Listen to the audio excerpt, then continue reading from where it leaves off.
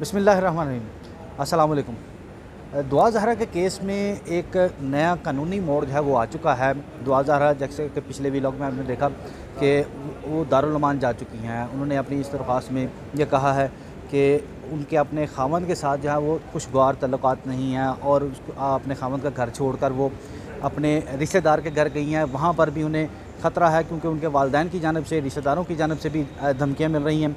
तो इसी बिना पर उन्होंने लाहौर की मुकामी अदालत में ये दरख्वास्त दायर की थी। तो अदालत ने उन्हें दारुल अमान भिजवा दिया है। हमारे साथ माहिर कानून अज़हर सिद्दीक़ एडवोकेट मौजूद हैं। इनसे जानते हैं कि क्या ऐसा मुमकिन है कि ख़ातून जो दारुल अमान चली जाए उसको कोई भी आकर लेकर जा सकता है। अस्सलाम वालेकुम अज़हर भाई। वालेकुम अस्सलाम। बहुत शुक्रिया आपने वक्त दिया। अच्छा अज़हर भाई, ये बताएं कि कानून क्या कहता है जब कोई लड़की दारुल अमान चली जाए तो क्या उसको बाहर निकलवाया जा सकता है? देखें, जहाँ तक तो बच्चा हो ना और बालिग ना हो, यानी उसके गार्डियन कोई हो, तो वो और पोजीशन यहाँ आती है। लेकिन उसमें भी याद रखिएगा, अगर कोई बच्चा नहीं रहना चाहता या बच्ची नहीं रहना चाहती ना वालिदैन के साथ ना अपने खामद के साथ, तो आप उसको रोक नहीं सकते, आप मजबूर नहीं कर सकते। और यहाँ बुनियादी हुकूक बड़े क्लियर हैं। राइट टू लाइफ है, क्वालिटी टू लाइफ है, राइट टू मूव है, राइट टू एसोसिएशन है। ये वो बुनियादी हक़ है जिनको तोड़ा नहीं जा सकता। वैसे मैं एक बात बताऊं, बहुत इंटेलिजेंट मूव बनाई है किसी ने। अब मैं जो बात आपसे असल करना चाहता हूं, जिस किसी ने भी, ये हमारे वकीलों का ही काम है, याद रखिएगा। वैसे तो बच्ची को सारे हक़ मौजूद हैं, लेकिन जिस किसी ने बड़ी इंटेलिजेंट मूव बनाई है। आपको पता है सिंध के अंदर एज 18 साल है, पंजाब के अंदर 16 साल है। तो वो बच्ची की 15 और 16 के दरमियान कहीं खड़ी हुई है, तो वो तो अल्टीमेटली हो सकता है पर्चे ना चल जाएँ, बच्चे को तो शादी नहीं कर सकते हैं। तो मेरा जहाँ तक मेरी जहाँ तक राय है ना, ये इंटेलिजेंट मूव इसलिए बनाई गई है कि दारुल अमान में जाके कहा जाएगा कि ना मैं किसी के साथ रहना नहीं चाहती और वो केसेस किसी तरह से ख़त्म हो जाएं।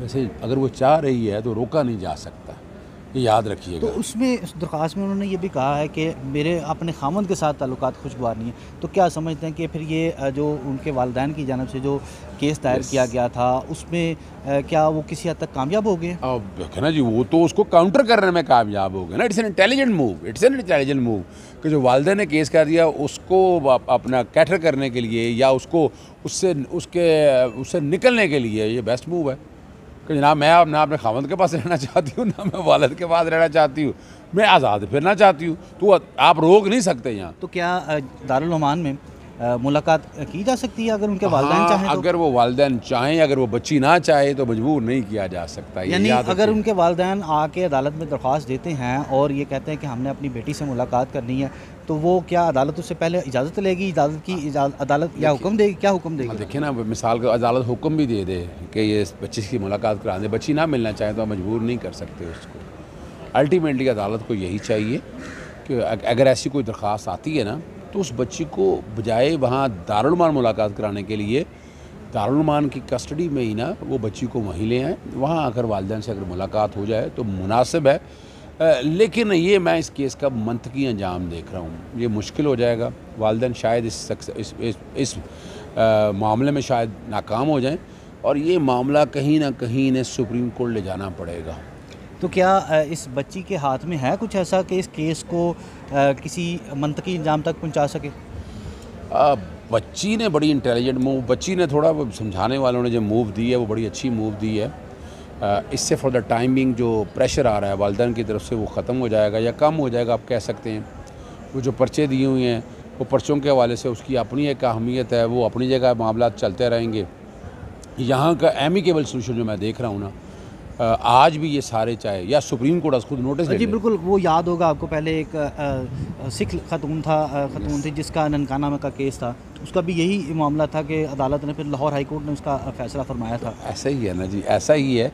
चूँकि ये कस्टोडियन है हमारी अदालतें, ये एक बाप और माँ का किरदार अदा करती हैं और देयर इज़ अ पॉसिबिलिटी। और मैं चाहूँगा, देखिए ना, यहाँ हमारे मुआशरे में एक अच्छा इंप्रेशन नहीं जा रहा। मैं ख़ुद चाहूँगा कि इसमें या तो पेरेंटल जुरिस्डिक्शन में हमारी हाई कोर्ट आ जाए या सुप्रीम कोर्ट आ जाए, इनमें बिठा दे। अगर बच्ची ने एक शादी कर ली है तो वालिदैन खुश दिली से कबूल कर लें उसको, और कोई रीज़न कोई नहीं है। हमको फ़िरके शिरके इन चीज़ों में नहीं पढ़ना चाहिए। आप याद रखिएगा, मोहब्बत की एक ही ज़ुबान होती है, और मैं बड़े अदब से कह रहा हूँ, बच्चियाँ मेरी भी हैं, तो इन चीज़ों को सामने रखते उस बच्ची को भी अपने वालिदैन को उतनी इज़्ज़त देनी चाहिए। और ये कोर्टों के बगैर नहीं, मैं पहले बता दूँ, अगर ये बाहर आने के मसला है कि किसी ना किसी का कत्ल हो जाए ना, ये याद रखिएगा, जब अदालतों में होगा तो वालिद भी पाबंद होंगे, खावंद भी पाबंद होगा और वो बच्ची भी पाबंद होगी। अच्छा, आखिरी सवाल आपसे अजहर भाई, ये जो सिंध में शादी का कानून जो है वो 18 साल है, पंजाब में 16 साल का कानून है, तो क्या समझते हैं कि कोई वफाक को ऐसी कानून साजी करनी चाहिए जो पूरे मुल्क में इस तरह की हो? यही तो प्रॉब्लम है। 18वीं तरमीम ने बादशाह साहब यही एक तबाही मचाई है। ये वो सब्जेक्ट है जो होने ही वफाक के पास चाहिए। देखें ना, ये एक्चुअली आपका फेडरल सब्जेक्ट और बड़ी ज़बरदस्त बात आपने उठाई है, और यहाँ सुप्रीम कोर्ट को नोटिस लेना चाहिए, या वफाकी शरीयत कोर्ट को, फेडरल शरीयत कोर्ट को, कि इनमें हारमनी पैदा करे। तो देखो ना, ये डॉजिंग हो रही है ना, ये डॉजिंग हो रही है। और मैं नहीं समझता कि 18 साल की जो कैद लगाई है वो हमारे दीन के ख़िलाफ़ है। मैं बता दूं पहले आपको, वो जो भी किसी ने लगाई है वो रेस्ट्रिक्शन गलत है। उस रेस्ट्रिक्शन को हमारे या तो फेडरल शरीयत कोर्ट देख ले, या सुप्रीम कोर्ट इस सारे मामले को लेके, जब इस केस को एक दफ़ा सुप्रीम कोर्ट ले जाएगी या खुद नोटिस ले लेगी ना, बहुत से मसाइल ख़त्म हो जाएंगे और वहाँ यही चीज़ें सारी सेटल हो जाएंगी। हाई कोर्ट शायद इस मामले को ना दे सके, जो कि लाहौर हाई कोर्ट है, अपना सिंध वाला मसला है, सुप्रीम कोर्ट दोनों कवानीन को बैठ के जो मुनासिब समझेगी वो कर सकती है। बहुत शुक्रिया अजहर भाई। बिल्कुल, ये जो दुआ ज़हरा है इसके मुतालिक उनका भी यही व्यू है अजहर सिद्दीक़ एडवोकेट का, कि उन्होंने बड़ा अच्छा मूव किया है कि अपने जान के तहफ़्फ़ुज़ के लिए दारुल मान में मुंतकिल हो गई हैं, और कानून भी यही कहता है कि उस लड़की की इजाज़त के बगैर मुलाकात नहीं हो सकती। बहरहाल ये 18 साल और 16 साल की एज का मामला जो है वो बाकी अदालतों में या कानून साज़ों को इस पे देखना चाहिए कि कोई एक लिमिट जो है वो एज की वो सेट कर दी जाए, ताकि इस तरह के तनाज़ात जो है वो पैदा ना हो सकें।